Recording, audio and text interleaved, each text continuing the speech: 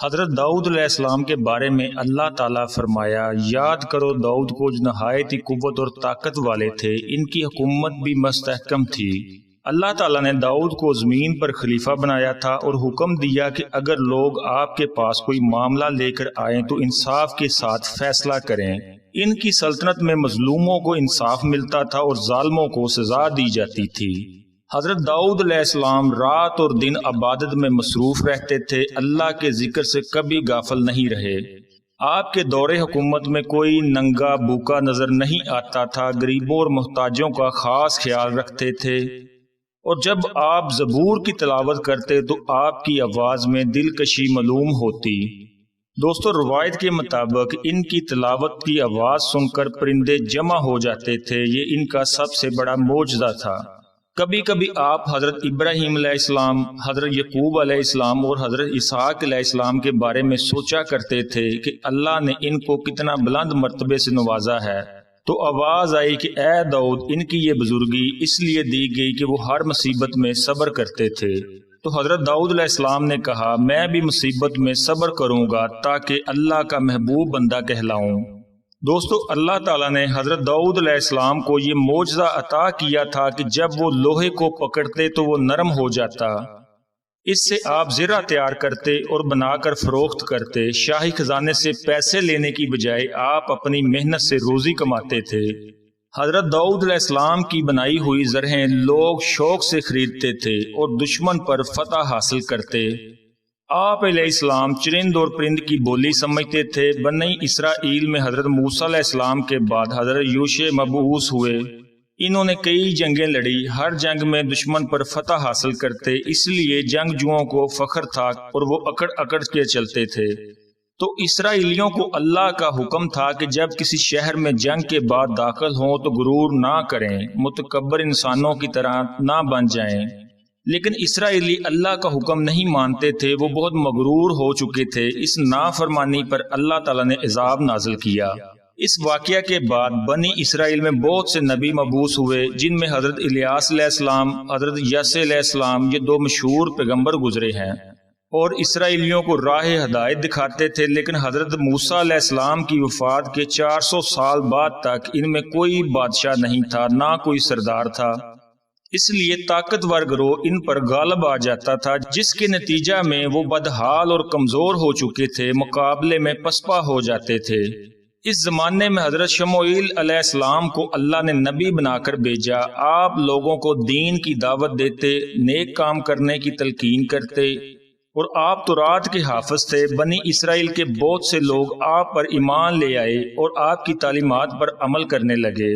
لوگوں نے حضرت شموئیل علیہ السلام سے التجا کی کہ ہم طاقتوروں سے مغلوب ہو جاتے ہیں، ہمارا خون بہاتے ہیں، ہمیں بے گھر کر دیتے ہیں اور ہماری اولادوں کو غلام بنا لیتے ہیں۔ ہماری کمزوری سے فائدہ اٹھا کر تابوت سکینہ چھین کر لے گئے، ہم کچھ نہ کر سکے۔ ہم چاہتے ہیں کہ ہمارے اندر اتنی طاقت پیدا ہو جائے کہ ہم ان سے تابوت سکینہ واپس لے آئیں۔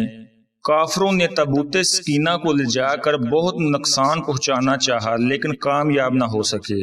اور دوستو، تابوت سکینہ کی تعریف یہ ہے کہ اس تابوت میں تورات کے علاوہ حضرت موسیٰ، حضرت ہارون علیہ السلام کے تبرکات تھے، اس لیے اسے مقدس اثاثہ سمجھا جاتا تھا۔ بنی اسرائیل نے شموئیل علیہ السلام سے کہا، ہمارے لیے کوئی بادشاہ مقرر کریں تاکہ ہم اپنی سلطنت قائم کر سکیں، بادشاہ کی رہنمائی میں جہاد کر کے دشمنوں کو زیر کر سکیں۔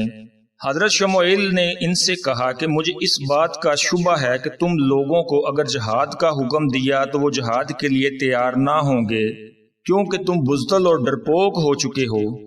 تب اسرائیلیوں نے کہا، ہم ضرور لڑیں گے، دشمنوں نے ہمیں ہمارے گھر سے نکال دیا ہے، ہمارے بیٹوں کو ہم سے جدا کر دیا ہے، اور ہمارا دشمن جالوت ہے۔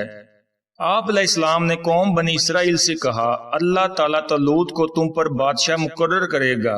اسرائیلیوں نے کہا، طالوت تو بہت غریب اور معمولی آدمی ہے، اس کے مقابلے میں ہمارے پاس دولت بھی ہے اور عزت بھی ہے، طالوت کو ہم پر کس طرح بادشاہ مقرر کیا جائے گا؟ آپ علیہ السلام نے کہا، طالوت کے پاس علم ہے اور قوت ہے، اللہ تعالیٰ علم والے اور قوت والے کو پسند کرتا ہے۔ لوگوں نے کہا، اس کی بادشاہی کی کیا نشانی ہے؟ آپ نے جواب دیا کہ طالوت قوت والا ہے، وہ تنہا جا کر عمالقہ سے تابوت سکینہ تم کو واپس لا کر دے گا۔ اس کے بعد آپ نے طالوت سے جا کر کہا، اللہ نے بنی اسرائیل پر تمہیں بادشاہ مقرر کیا ہے، تم جالوت سے جنگ کرو اور عمالقہ سے تابوت سکینہ لے کر آؤ۔ طالوت جنگ کے لیے تیار ہو گئے۔ جنگ میں شامل کرنے کے لیے لوگوں کو جمع کیا اور کہا، جالوت ظالم ہے، ہم اس سے جہاد کریں گے اور تابوت سکینہ بھی واپس لائیں گے۔ تم سب لوگ جہاد جانے کے لیے تیار ہو۔ قوم بنی اسرائیل نے کہا، ہم کیوں جہاد نہ کریں گے؟ اور جہاد میں شامل ہونے کے لیے بہت بڑی تعداد میں لوگ طالوت کے پاس گئے اور جہاد میں شرکت کرنے کی خواہش ظاہر کی۔ طالوت جانتے تھے کہ قوم بنی اسرائیل بزدل ہے۔ طالوت نے ان سے کہا، مجھے معلوم ہے تمہارے حوصلے پست ہیں، تم میدان جنگ میں ٹھہر نہ سکو گے، اس لیے میں چاہتا ہوں کہ تمہیں آزمائش میں ڈالوں۔ جہاد میں جانے کے لیے تمہیں کڑے امتحان سے گزرنا ہوگا۔ جو بھی لوگ اس آزمائش میں پورے اتریں گے وہی دشمن کا مقابلہ کر سکیں گے۔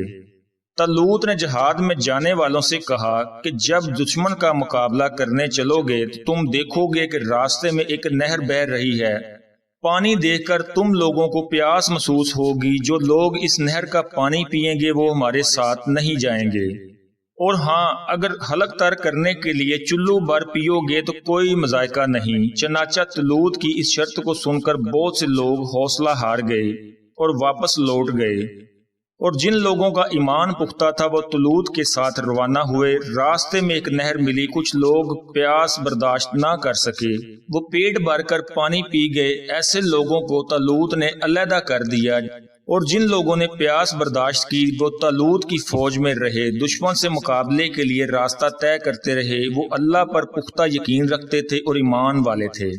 ادھر جالوت کو اطلاع مل چکی تھی کہ طالوت فوج لے کر مقابلے کے لیے آ رہے ہیں، اس لیے وہ اپنی جگہ سے فوج لے کر لڑنے کے لیے چل پڑا اور میدان جنگ میں پہنچ گیا۔ جب جالوت اور طالوت کا آمنا سامنا ہوا تو دیکھا گیا کہ جالوت کی فوج کثیر تعداد میں ہے۔ طالوت کی فوج میں کچھ اسرائیلی خوفزدہ ہو کر طالوت سے کہنے لگے کہ جالوت بھاری فوج لے کر آیا ہے، ہم ان سے مقابلہ نہیں کر سکتے، ہم اس کے مقابلے میں بہت کمزور ہیں۔ طالوت نے سن کر ان کو بھی رخصت کر دیا، اور جو لوگ پختہ ایمان والے تھے، جو اللہ پر یقین رکھتے تھے، انہوں نے طالوت کا ساتھ نہ چھوڑا۔ ان کا عقیدہ تھا کہ فتح اور شکست اللہ کے ہاتھ میں ہے۔ وہ جم گئے۔ طالوت نے اللہ سے دعا کی کہ اے اللہ، ہمارے قدم جمائے رکھ، ہمیں صبر عطا کر اور کافروں پر فتح دے۔